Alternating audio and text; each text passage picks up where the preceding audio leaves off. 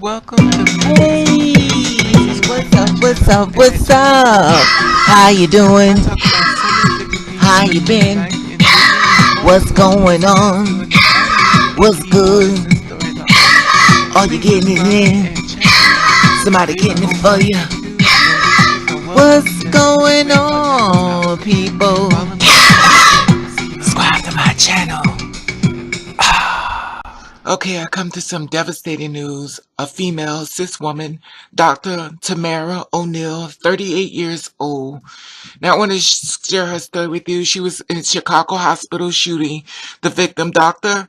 Tamara O'Neill, was reportedly a victim of domestic violence, and all four people dead, including the gunman. Now, this story has been reported as of November the 20th, which means as of today. So it must have came in this morning. Okay, I want to share this thing with you. Okay. One of the two victims killed on Monday hospital shooting in Chicago was a black woman doctor named Tamara O'Neill, who reportedly shot to death by a man who she had been in a domestic relationship with. If the reports turned out to be accurate, the tragic episode was a sad but familiar conclusion of two of the most despicable of society's domestic violence against black women and guns.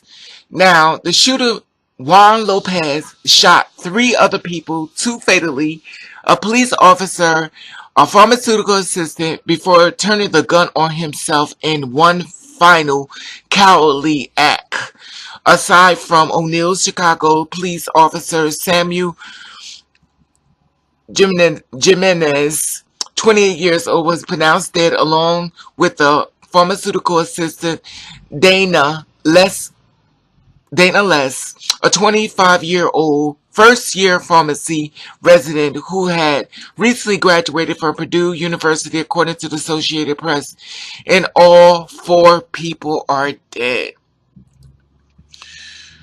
Now, the condolences goes out to Neil and Jimenez. Flooded social media reports and stuff, and you know, it's horrible. Chicago Police Superintendent Eddie Johnson described the scene in the hospital following initially shooting outside of the hospital in the parking lot where O'Neill was shot after her friend tried to step in. That was when Lopez lifted up his shirt and displayed a handgun. Johnson told members of the media, when the friend fled, Lopez stood over her and shot her three more times, a witness told AP. One police respondent, Lopez, ran into the hospital before shooting law enforcement and well as an innocent bystander, including a poor woman who just came off the elevator, presumably less than a pharmaceutical assistant. Now, shortly after Lopez died from at least one gunshot wound, though it was not confirmed if it was likely hit by, it was not confirmed, though it was not confirmed if he was hit by the police fired on or killed himself. Now, the possession of the police officers can be seen as Chicago Monday. The violence against O'Neill is not an anomaly that is known to black women or for disappropriated victims in domestic violence. African American women are most likely to be experiencing of domestic violence in comparison to others of all races, ethnicities. Indeed, during their lifetimes, 40% of black women experience physical violence inflicted by their partners, according to the research conducted by New York State Coalition Against Domestic Violence. This is a percentage is higher than the 33.5 rate of all women combined. Okay, so I can say is rest in peace. Four people can wait. Say the four people they talk about him. Now, this is a black woman, a doctor. Dr. Tamara O'Neill was reportedly a victim of domestic violence. She was shot to death by a man who had been in a romantic relationship with. If the reports turn out accurate, the tragic episode is sad but familiar conclusion of two of the most despicable of society's domestic against black women and guns. The shooter, Juan Lopez, shot 3 people, 2 fatally. Police officer, a pharmaceutical assistant, before turning the gun on himself in one final cowardly act, aside from O'Neill. Chicago police officer Samuel Genez, 28 years old, was pronounced dead. So I could say rest in peace, rest in peace. And forgive me if I'm butchering anybody's name up, but Jimenez, Samuel Jimenez. But this is the thing. The family, you're in my prayers. You know, this is the thing that gets me the most. These are women that's empowered, that's doing their thing, being very positive, very beautiful women. Very beautiful women. And a beautiful man. Handsome man. And killed for what? Now the worst part of this, they can't even go to the man because Juan Lopez decided he wants to kill himself, so he don't have to answer no question. Allegedly.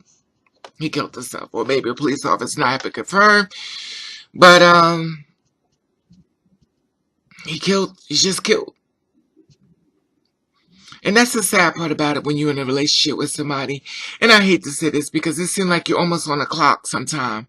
You don't know if you're living with a tick, tick, boom. And the sad part about it is you found, and this is the thing that gets me the most. You're going down the street and a guy hits you up. You know, he squeezes you off your feet, makes you laugh. He's Mr. Right. He's so this and that. And then all of a sudden, the tick.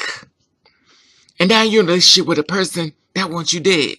Now here it is, y'all done lay in bed, share stories of things y'all been through in life, and here it is, you thinking that you about to move forward. And everything gets cut short. Now, you have to watch your back. Now, you don't have to worry about the enemy because you've been sleeping with the enemy. And it's so sad because a lot of times we feel as though, you know, it's the outside people that end up hurting us and killing us and stuff. And it be the ones we pulling into us. It be the one we trust in. It be the ones we care about.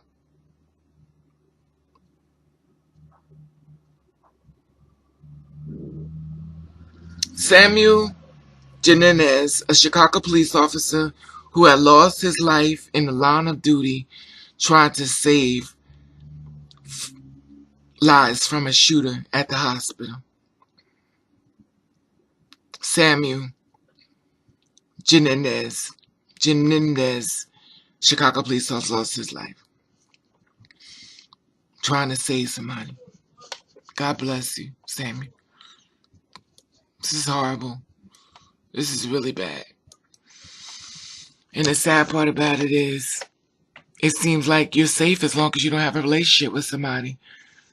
And I don't want to say that all men are bad or all people are bad, but the message we keep getting out here in this world, it just don't feel safe. You know, am I laying next to the man that's about to kill me? Am I dating the man that's about to kill me? Because these stories keep coming up. And they keep coming up. And it's horrible. Anyway, just be safe out here, people. I love your feedback on this. Please be the voice for these beautiful 3 victims and stuff. Samuel, Dana, and Tamara. The 4th person was a gunman, so I'm not going to say, you know, whatever. I could care less about him, my personal opinion.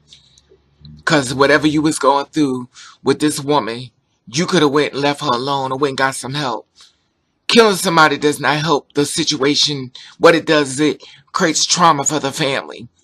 Now here it is, their families walking around here looking at their clothes, looking at go home and put their stuff inside of boxes. Because of this shooter. Came out and just killed them. Shooter, Juan Lopez. Shot 3 other people. 2 fatally. Anyway, I love your feedback on this. Please be the voice for these beautiful people that's been murdered for unreasonably died for no reason at all. In my personal opinion, the family in my prayers. Please be a voice for them. And subscribe to my channel. Let you I love you. And thank you for watching. Catch the ray.